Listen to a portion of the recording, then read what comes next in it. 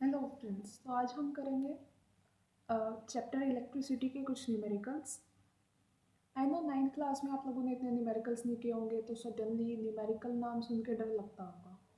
But numerical से डरने की ज़रूरत नहीं है। आज तक आपने मैथ्स पढ़ा। मैथ्स में जो हमने क्वेश्चंस करते थे स्टेटमेंट वाले कि 5 मैंगोज इतने के हैं तो 10 बताओ कितने के होंगे, तो सिंपली वैसे ही क्वेश्चंस हैं। बस स्टेटमेंट को समझना है, उसमें से फाइंड आउट करना है कि क्या गिवन है, क्या निकालना है, फिर उनके बीच में फॉर्मूला डायरेक्ट बताना है। चलो हम फर्स्ट न्यूमेरिकल से स्टार्ट करते हैं। A polythene piece rubbed with wool is found to have negative charge of this. Estimate the number of electrons transferred. इसमें क्या दिया हुआ है? सिर्फ ये क्वांटिटी दी हुई है। ये क्या है? Charge. So charge is equal to this. निकालना क्या है? नंबर ऑफ इलेक्ट्रॉन्स यानी n। क्या q और n के बीच में कोई फॉर्मूला था? हमने पढ़ा था क्वांटाइजेशन में q is equal to n e. लेकिन हमें यहाँ E नहीं गिवन, तो E कभी भी गिवन होगा नहीं, हमें खुद ही सपोज करना है 1.6 इंटू 10⁻⁻19 कूलम। ये आपको पता होता है। बस गिवन पता है हमें, टू फाइंड पता है, फॉर्मूला पता है, निकाल देंगे। Q कितना है? 3 into 10⁻⁻7 is equal to N 1.6 into 10⁻⁻19। N कितना आ जाएगा? 3 इंटू 10⁻⁻7 बाय 1.6 इंटू 10⁻⁻19। इसको जब सॉल्व करेंगे हम, इसको सॉल्व कैसे करते हैं?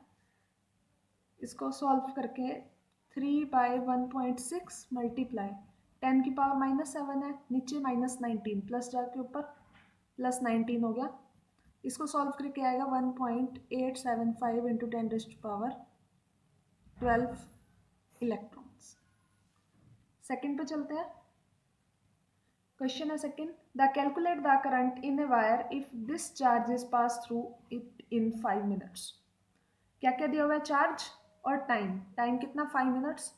मिनट्स में हम नहीं कंसीडर करेंगे, हमें एसआई यूनिट में ही उठाना पड़ेगा। एसआई यूनिट टाइम की होती है सेकेंड, तो मिनट को सेकेंड में चेंज कर दो। एक मिनट में कितने सेकेंड होते हैं? 60। 5 multiply by 60 is equal to 30 second. अब हमें क्या क्या गिवन है? Q गिवन है, T गिवन है। निकालना क्या है? करंट यानी कि I। I Q T तीनों में कोई फॉर्मूला है? Yes. Q I is equal to Q by T। सो I क्या आ गया? 1500 डिवाइडेड बाय 300, ये आ गया 5 एम्पियर। यूनिट लिखना कंपलसरी है, अगर यूनिट नहीं लिखोगे तो मार्क्स कट जाएंगे इसके। Next to our third numerical. What is the resistance of an electric arc lamp when hot if lamp used 20 ampere when connected to this supply? क्या क्या गिवन है? करंट। अब आपको ये नहीं बोला ना डायरेक्ट ये करंट है, पर इसकी यूनिट देखो क्या है? एम्पियर। एम्पियर का मतलब होता है करंट, वोल्ट का मतलब पोटेंशियल डिफरेंस। दो चीजें गिवन है, निकालना क्या है? आर। तो तीनों में फॉर्मूला क्या होता है? V is equal to I R. तो R क्या हो जाएगा यहाँ से? V बाय आई, यानी 220 by 20 this is equal to R is equal to 11 ओम।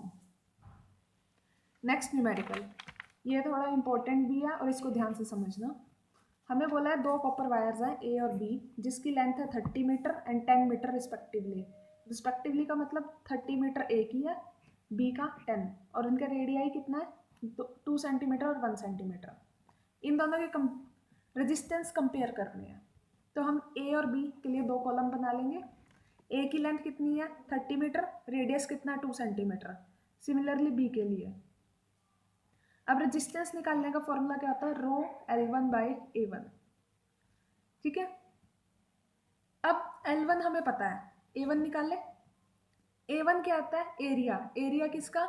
जो हमारे क्रॉस सेक्शन बनता है वायर का, इसका। ये सर्कुलर फॉर्म में है, तो इसका क्या आएगा? पाई आर स्क्वायर। आर हमें पता है, सेंटीमीटर को मीटर में चेंज कर लो। कैसे चेंज किया? 2 को 100 से डिवाइड किया, 100 ऊपर जाके 10 की पावर -2 की फॉर्म में आ गया। आ गया। सिमिलरली इसके लिए लिख लिया हमने। अब जब कंपेयर करना होता है तो R1 डिवाइडेड R2 कर देंगे। Row L1 by A1 into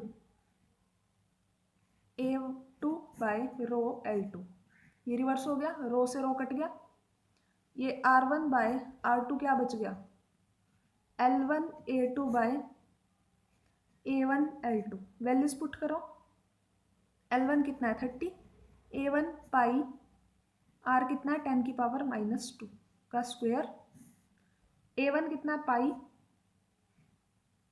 R1 कितना है 2 इंटू 10⁻⁻² का स्क्वायर इंटू 10। दिस ये कट गए आपस में, हमारे पास क्या बच गया, ये भाई कट गया आपस में, 1 की स्क्वायर 2 का square into 3/4 R1 bye R2। इसका मतलब अगर R1 3 है तो R2 4 है, तो कौन सा बड़ा हुआ, R2, यानी छोटा कौन सा हुआ, R1 is less than R2। बस इतना ही बताना था इसमें। Next question, this is something important, इस तरह के क्वेश्चंस बोर्ड में देखे जाते हैं।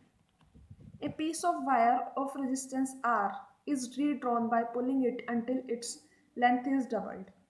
हमारे पास सपोज एक वायर है जिसकी लेंथ L है, क्रॉस सेक्शन एरिया A है, तो इसका रेजिस्टेंस कितना होगा, R1 सपोज कर लेते हैं, रो L बाय A।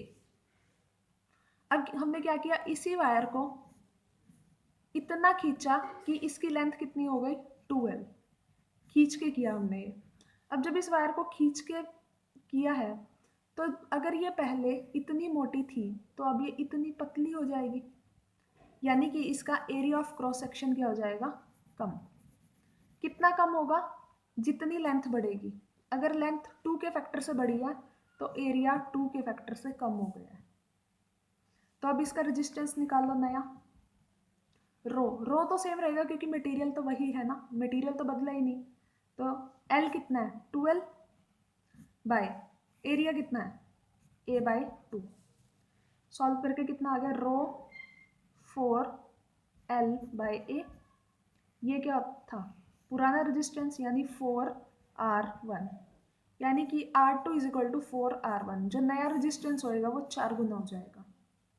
इसका एक शॉर्ट ट्रिक भी है, जो न्यू रेजिस्टेंस होता है that is always equal to N square, और जो पुराना ओल्ड रेजिस्टेंस होएगा, N क्या है यहाँ पे, ये फैक्टर डबल वाला।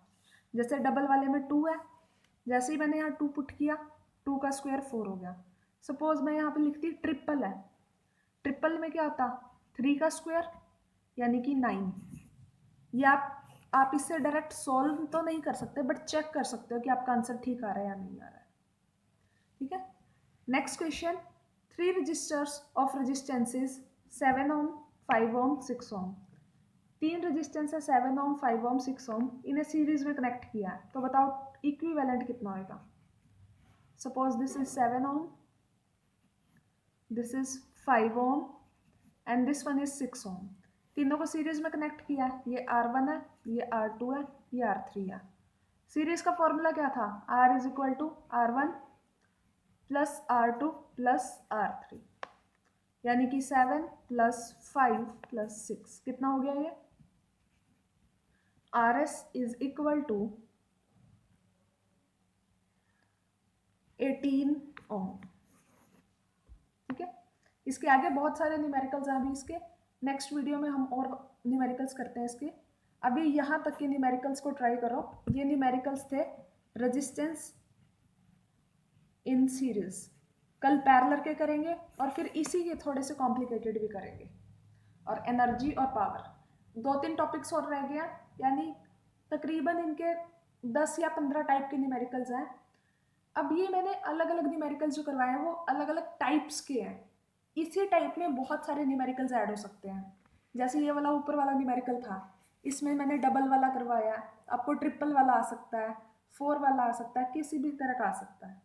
ठीक है, तो इन न्यूमेरिकल्स की आपके पास जो भी रिसोर्स बुक हो उससे प्रैक्टिस करो। अगर कोई प्रॉब्लम हो तो आप पूछ सकते हो मुझसे कमेंट सेक्शन में। ओके, अगर आपको वीडियो अच्छी लगी है please do subscribe the channel and like the video and stay connected. Thank you.